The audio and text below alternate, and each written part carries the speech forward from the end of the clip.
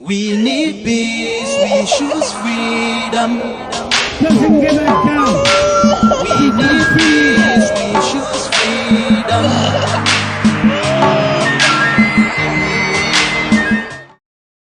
Yeah, thank you, Mr. Simon Ekpa. I'm happy that you are here, and I would like to encourage you to keep doing the good work that you are doing for the people of the Southeast, and specifically the people of the Igbo race. Now, I would like you to clarify some misconceptions here. Earlier today, some people were alleging that your activities is actually crippling the economy of the Southeast. They even made mention specifically that your group is killing our people. So, and I begin to wonder because this is not what I know. And what I know is that there is a ESN, and the primary objective of ESN is to protect our people, protect our women in the farm, protect the lives and properties of Ndibo and Biafrans at large. And also, there is another group created by the Southeastern governors called Ebubago.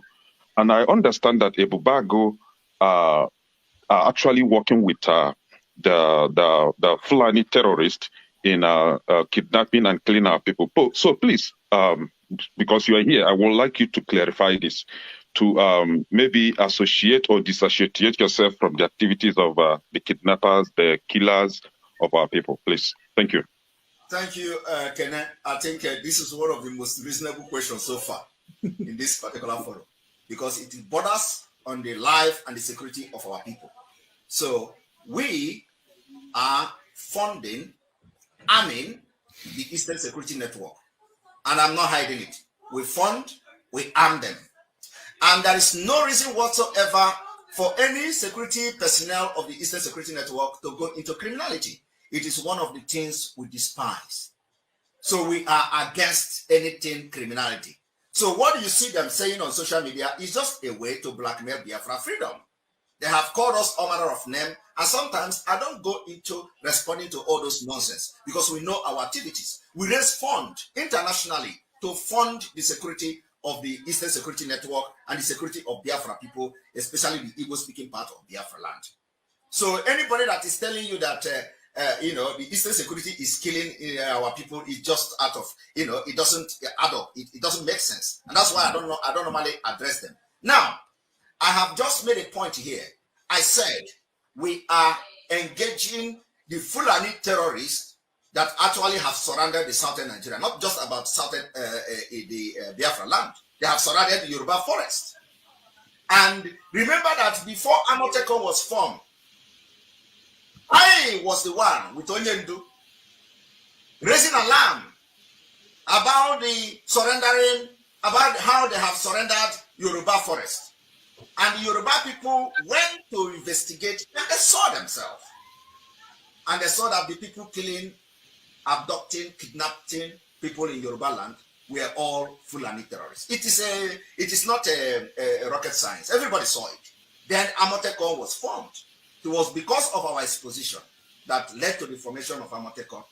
Now, having said that, when you hear them saying that, oh, the Eastern Security Network are killing Biafra, it is something that is, I do not know the rationale behind the Eastern Security Network to start killing Biafra. Whereas we are funding them. We raise funds for them to be able to protect our people. Now, in a Hamufu, you saw that for some time now, there has been a lot of killing in a Hamufu. There have been a lot of kidnapping in Fokona, Enugu. It is not only there. There have been a lot of kidnapping in Anambra, between Anambra and Abia State, and Imo State, and Abia State, and all that. Now, this outcry came where people you see the vehicle movement, they stop the vehicle and start attacking travelers for days. And people were shouting, oh, where are the governor? Nobody was talking. Now, do you know what we did? We said, because when we come out to fight these people, the military protect them and fight us. So when you see them, Ebubago that you just mentioned now, Ebubago has never paraded any Fulani terrorists that they have captured the Fulani. Have you ever seen anything like that? If you see anything like that, you tell me because I have not seen and I'm supposed to see. So what the Ebubago was doing is to go after the Eastern Security Network. Every day, it is going to the camp of the Eastern Security Network. They are hunting for where our securities are. They have never hunted for Fulani kidnappers. But every day, tens of millions of naira is being paid to the Fulanis as ransom. And they know the forest where they are. The kidnapping is taking place just 1 kilometer from military checkpoint. So the military give them cover. And that is why we say we don't want to see any checkpoint anymore in Biafra. Now, if we see the checkpoint, we are going to attack that checkpoint. It is on record, put it on record today, because the checkpoint is being used as kidnapping den, and we are fighting them. You don't tell me that you are in Nigeria, where military will have checkpoint, and the kidnappers are kidnapping people 1 kilometer away. They come to give testimony, victims. The time the Reverend Father, the Bishop, or the prelate, in Anambra or Imo State or so, were kidnapped. He was kidnapped just 2 kilometers from the military checkpoint. If you do not value or respect the testimony of an ordinary Nigerian, you respect a testimony of a prelate. He's a very high-rank person in the Christian faith. He was narrating how he was kidnapped. It was just 2 kilometers away from military checkpoint. So we don't want to see them again. Let us know where our problem is coming from. Now we went to Fokona Enugu and engaged these people. We captured many of them with their arms. The commander of 82 Division called a security meeting. You know what the man said? He said, who are those who went to attack Fulanese in Fokona?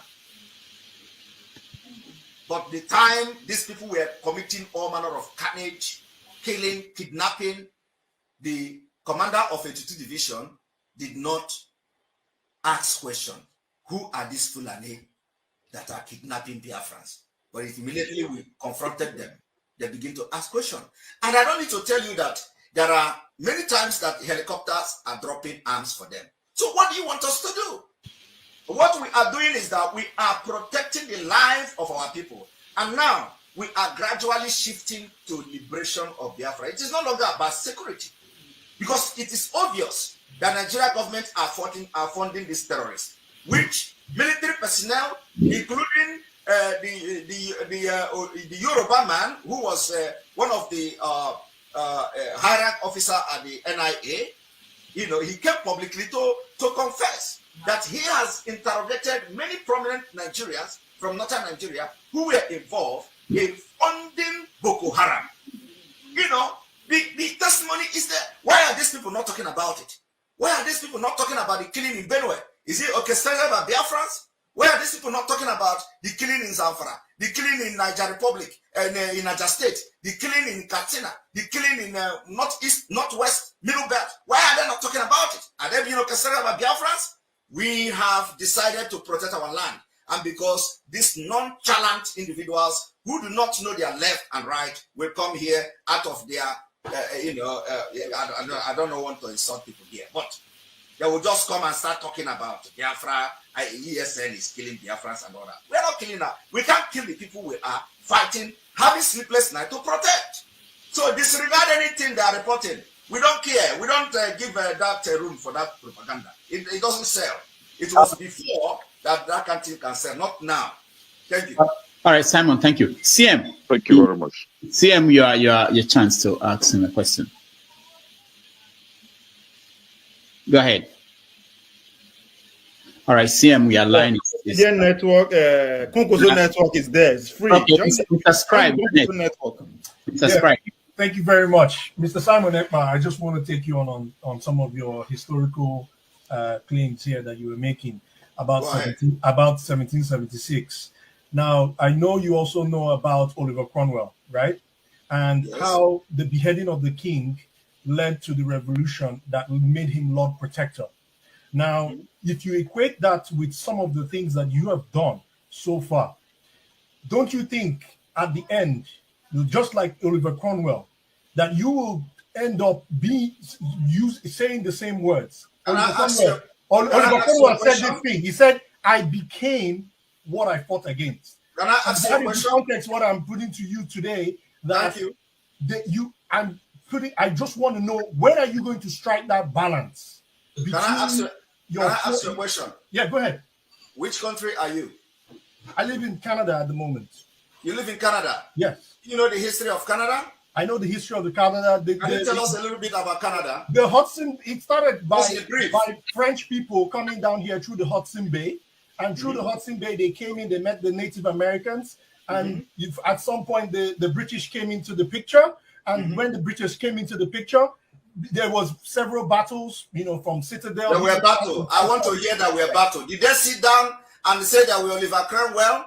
Did the people in Canada sit down and say there were people in France that we have to watch them and see them kill us? The context is what I have equated to. Forget about it. That's why I say it can be different. We don't need to do exactly what the Canadians did.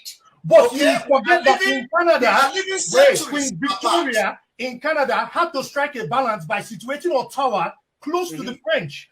That is the question I'm asking you. When are you, answer me directly, when are you going to strike that balance? And there's nothing wrong with your agitation. I'm nobody saying you don't have the right to agitate, but history suggests that after the forceful this thing, everyone had to come back to the table. The 1776 had to come back to the table and declare that all men were created equal. My question to you: when are you going to strike that balance? I don't like people living in food paradise. All men are created equal. How many people in your village are represented in the Nigeria system? Oh my God, are you fucking serious? That is very simple. I have a representative at the State House, and I have a senator representing me. That is the answer. Which region did you come from? That is not important. It is very important. Okay, I come from there. Oh man, I know. Listen, my representative is Jerry Ugokwe. I believe that's his name. So how does that make sense? The representative is the question. You haven't answered my question. You're dodging my question. When are you going to strike a balance? So because I see you on this coalition course, you will end up saying the words of Oliver Cromwell. I became what I thought. In Africa, we answer question with question, and I'm not exempted. So you say that your Joe Ibokwe is your representation, is representing you. Joe Ibokwe, is that right? No, it's not. It's not Joe Ibokwe. Joe is something, but Ibokwe is the Lagos guy. He said he mentioned Joe Ibokwe. He said no, Jerry. Oh my God! Not Joe Ibokwe. Sorry. Now I heard you well. Ugokwe. Sorry, Ugokwe. You just not Joey Bokwe. No. I never said Joey Bokwe. No Joey Bokwe in this matter. Anyway, listen. No Joey Bokwe in this matter. Yeah, please. listen to me. First of all, I want you to understand that you asked about when are we going to balance, what we are doing. When are you going to realize that you are affecting your own people? Just like Dr. Dominic asked you, when are you going to realize the effect of what you're doing? And you listen, the effect of what we are doing is not even to be compared with the effect of the Nigeria system, what the Nigeria system has done to our people, including you. Because that is why you are thinking the way you are thinking. You cannot be living in Canada if you are thinking rightly and you want to sit back to watch your people go through this carnage, go through the annihilation, go through this kind of killing, being orchestrated by the government, and you live freely in Canada, and you are not talking.